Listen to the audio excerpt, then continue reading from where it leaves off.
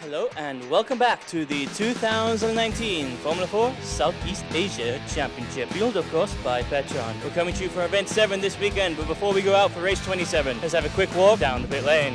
Hi guys, we're back on Sunday morning. Beautiful sunshine here at Sepang International Circuit for round 27 of the Formula 4 Southeast Asia Championship 2019. Yesterday we had some great racing, including our young man from Oman. Any predictions for today's race? Yeah, the race will be so hard, it will be tough. Go check out on Facebook. Yeah, it'll be a very hard race. Okay guys, we'll head back to race control and hand over to the TV crew. Thank you very much, Peter. Now back to race control to watch the start of the race. On pole position, we got Sneha Sharma, followed by Luke Thompson and Yuma Soji. Those are your top 3 drivers. Then Frederico Peters and Shihab Al-Habsi. Elias Sapanen, Josh Smith, Luke Allen, Muiz Mustafa, Hadrian David, and Mohammed Ibrahim round out the rest of the grid. Very interesting starting positions today because we got some more experienced drivers towards the back of the grid due to the nature of the reverse grid starting positions. But here we go, we're underway now. Sneha seems to get away well, but number 7, Yuma Soji, seems to have stalled.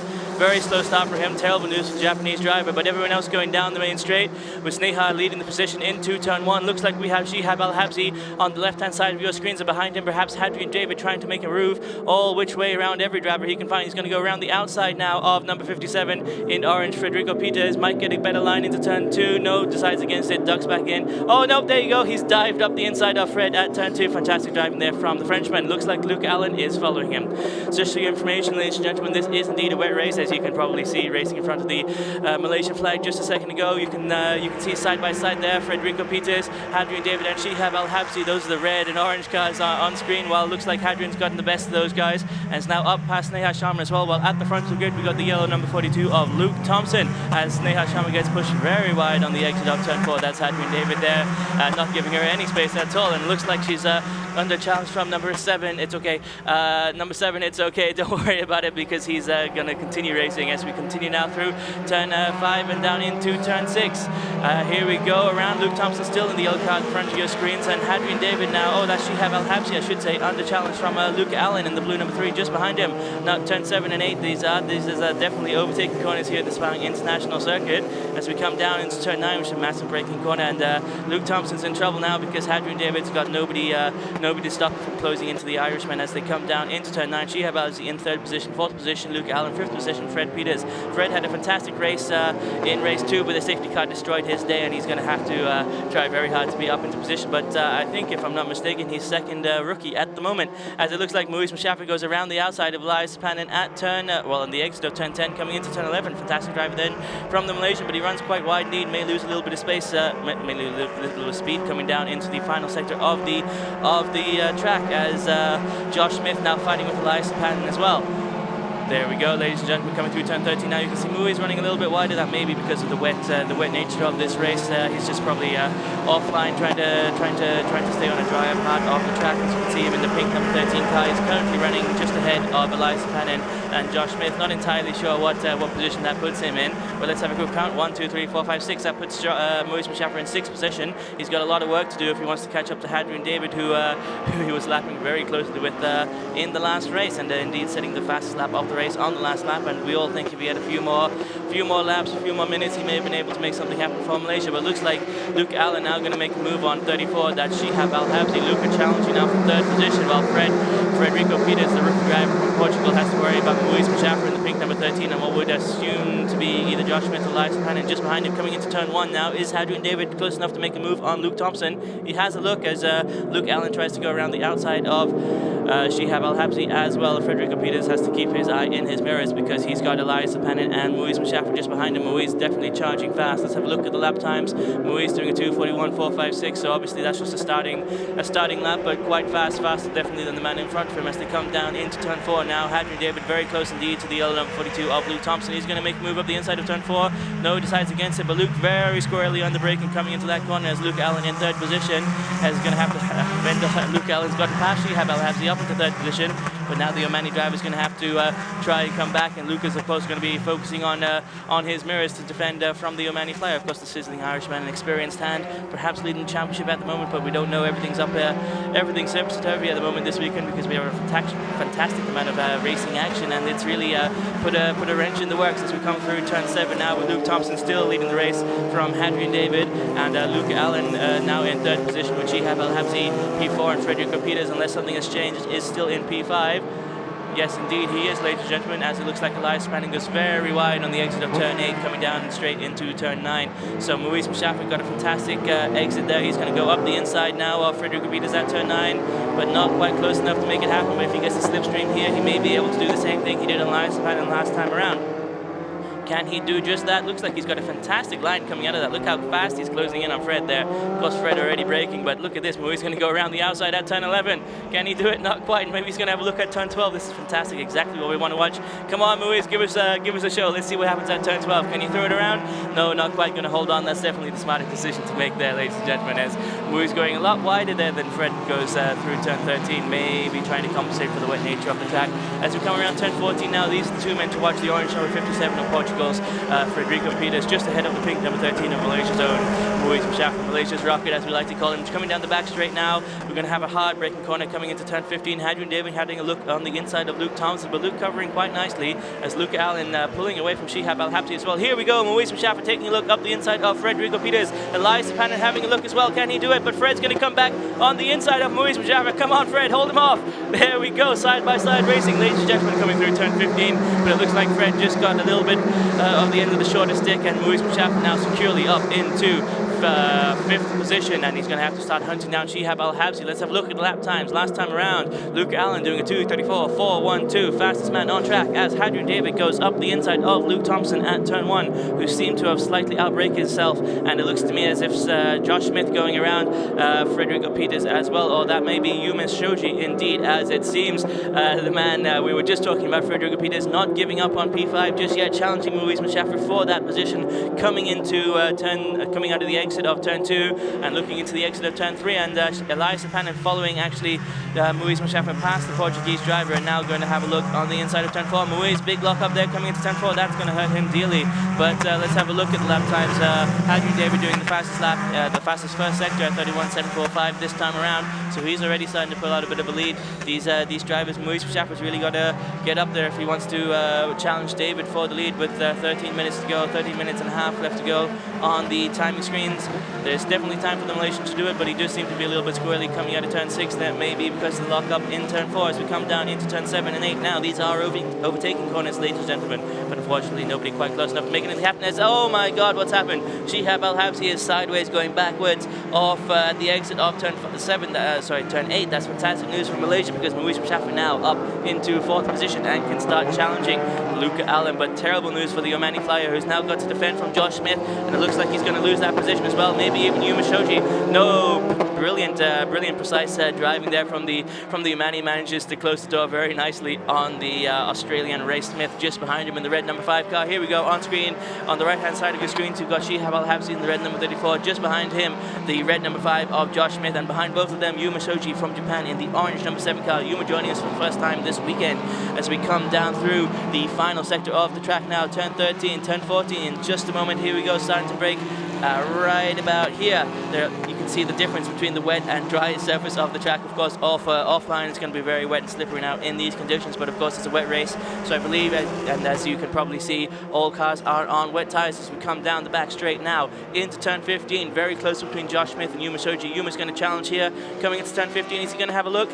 No, not yet. He's going to hold on to Josh and maybe try and make a move at turn 1. That might be the way to go. You get a massive slipstream down the main straight and just dive up the inside, or even go all the way around the outside and then have a look at turn 2, which going around the outside of turn 1 positions you perfectly to do so. But let's have a look at the lap times as they run across the start-finish straight. Once again, we got a 2:33.063 from Hadrian David. Let's have a look at further down. We got Muiz Mshafa doing a 2:34, so he's still held up by Luke Allen and Luke Thompson in front of him. But Luke Thompson doing fantastically well for himself in P2, leading the race for a significant amount of time. But now down into P2, of course, because of Hadrian David finding a way past at turn 1. Looks like Yuma trying to find a way to do the same thing to Josh Smith ahead of him in the red number 5 car, but not not quite able to pull it off through turn 1 or 2. Maybe under braking into turn 4. Looks like Luke Allen catching up to Luke Thompson. Yes, indeed. In the last lap, he did 2/10 faster. Let's have a quick replay of the start of the race now, though.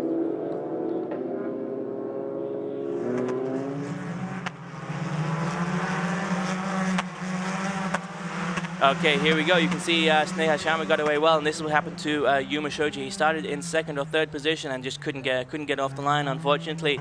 If you have a little bit of a look further down in the orange number 57 car, you can see Federico Peters. He's side by side now with Luke Thompson coming into turn 1, and this red car moving from left to right. That's Hadrian David going around the outside of everybody, and indeed taking Federico Peters at turn 2. Shihab Al-Habsi contending with the Portuguese driver as well through this sector of the track, while Yuma Shoji, of course, tries to catch up to the leaders and make up for any loss as we return now back to the front of the pack. Here we got Fred now defending from Shihab Al-Habsi once again, and just behind him Josh Smith and Yuma Shoji. Yuma putting on a fantastic show for us this race, trying to go up the.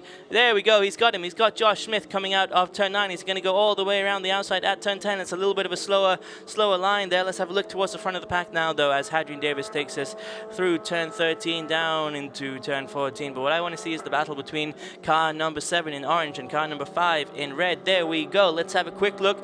Yuma Shoji right up behind the Australian coming through this section of the track. Very hard to make an overtaking maneuver here. Josh Smith, of course, an experienced hand, coming a little bit squirrely out of that turn 13, but that's probably exactly how you're supposed to take it. Coming down into turn 14, though, Yuma's going to get a fantastic slipstream on the Australian Ray Smith and might be able to make a move down into turn 15, but the gap between the two drivers certainly does seem to be extending. That means Josh Smith, of course, pulling away from the Japanese driver. Let's have a look towards the front of the pack now, though, as Muiz Mashaf is still in front of Elias Sapana, trying to close into the man in front of him, Luke Allen. Muiz last time around doing a 2:34.309, and Luke Allen doing a 2:30.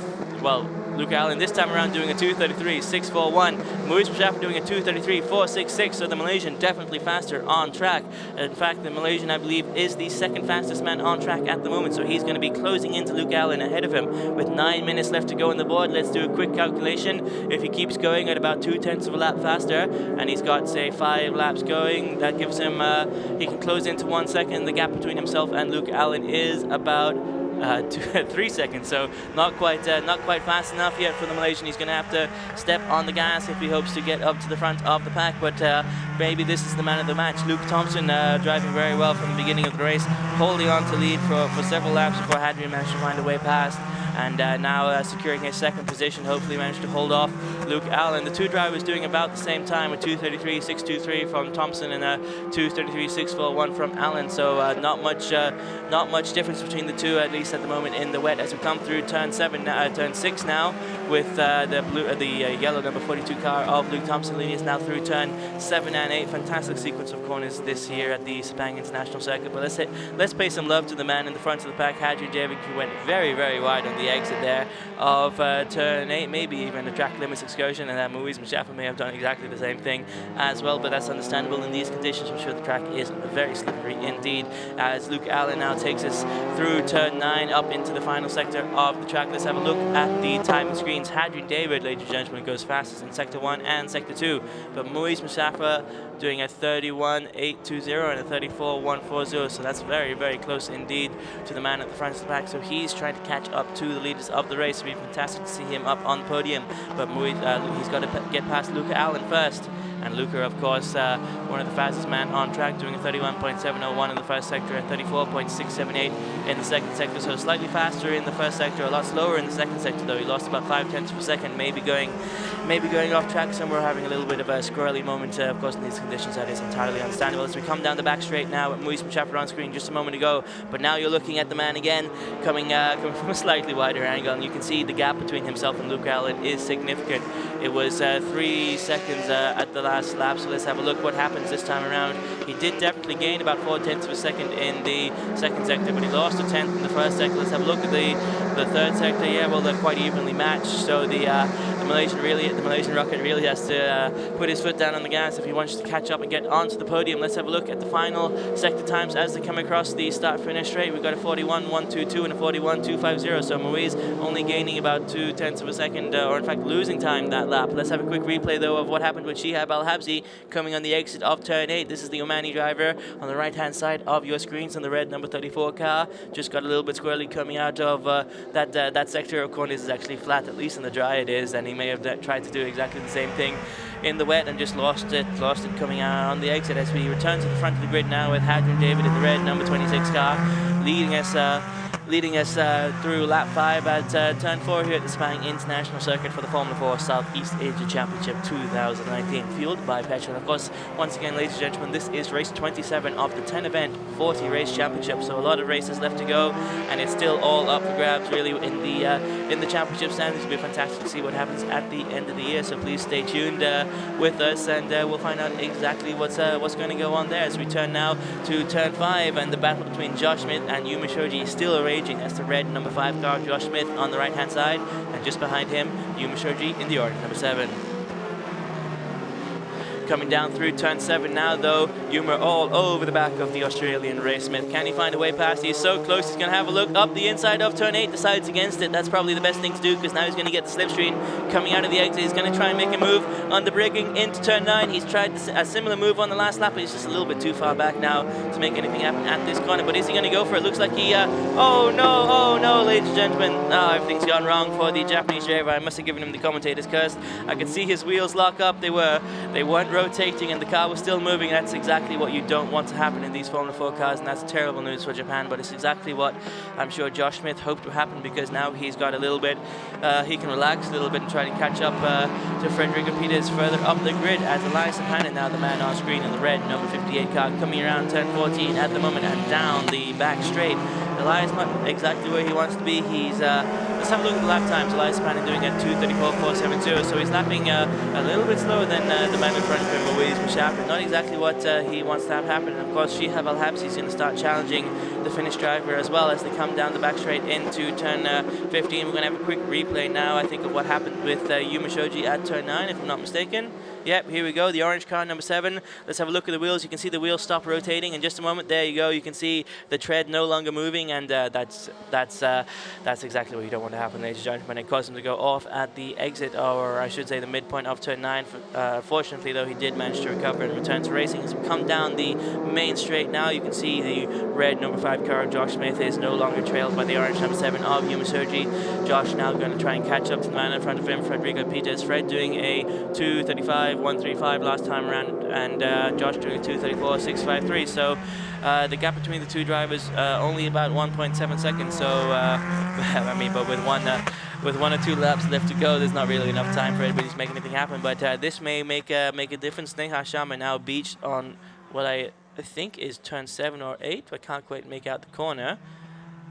Could be, I think it's 7 or 8. We'll get confirmation from that in race control in just a moment as we return to the front of the grid now with Hadrian David. But this accident with Sneha Sharma make things very interesting indeed, because the safety car may need to be deployed, and if it is, everybody will be bunched back up, and we will restart with 1 lap to go, I think, on the board.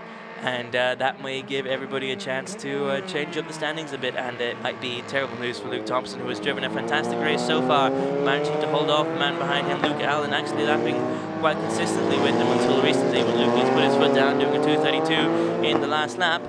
But let's have a look now. There we go, Sneha beached at on the exit of turn 10, in fact. So really, that's not an ideal position for her to be stuck in. If you're going to go wide at turn 10, that's where you're going to crash. I'm sure we already have the yellow flags out, and we may see further action taken by race control, as well as Hadrian David now leads us around turn 14 and down onto the back straight of the circuit for what must be either the last lap or the second last lap.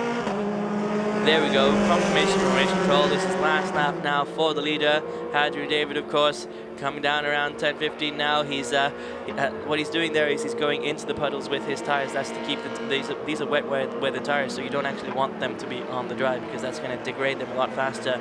So Hadrian wisely there going off into the puddles down the straight, and keeping the tyres in the conditions that they're designed to operate in. As we come down the main straight now, you can see the gap between himself and Luke Thompson quite significant. Luke feeling the pressure from Luke Allen behind him, going very squarely on the exit of turn 15. He's just got to hold on for one more lap though, that's all he's got to do. Last time around Luke did a 2:33.152 and Luca did a 2:32.609, fastest in the first sector of the Lucas had the fastest time in the first sector of the race so far, and Maurice Verstappen the fastest time in the third sector of the race so far, as Luke Allen trying all over the back of the blue number 42 car, trying to get past Luke Thompson, his fellow Irishman, coming down into turn 3, but Luke just holding off the Irishman, or Luke just holding off the other Irishman, I should say, coming through turn 3.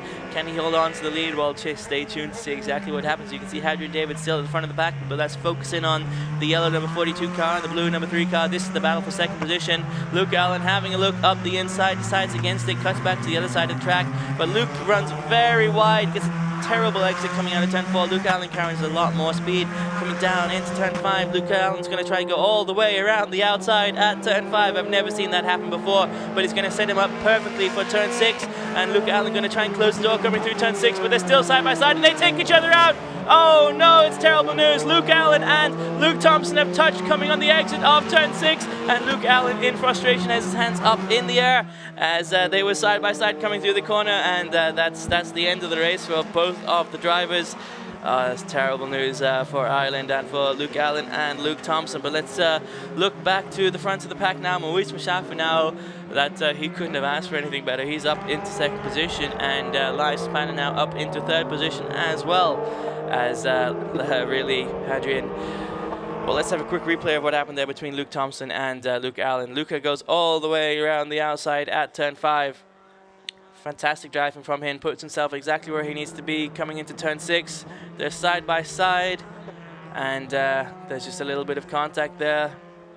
Looks like the front left tire of Luke Allen collided with the right side part of Luke Thompson, and in these conditions there's just not enough grip to sustain that kind of collision, as Hadrian David now coming down the back straight of the circuit for the final time in this race. At least one more race to go in the evening today, race 28 of the 40 race championship, but this is the man of the match for sure. Hadrian David now winning his third race this weekend here in the Formula 4 Southeast Asia Championship, driving fantastically and taking the Czechoslovakian fans once again.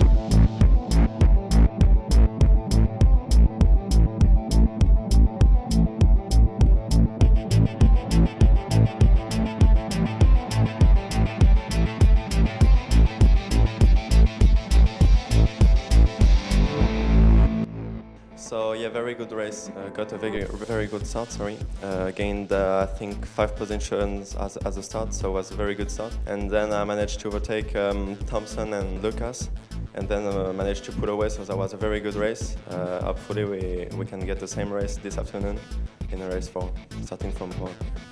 The race was fun. It's like, the race is really fun. I really can't say anything, but yeah, great fight with Elias.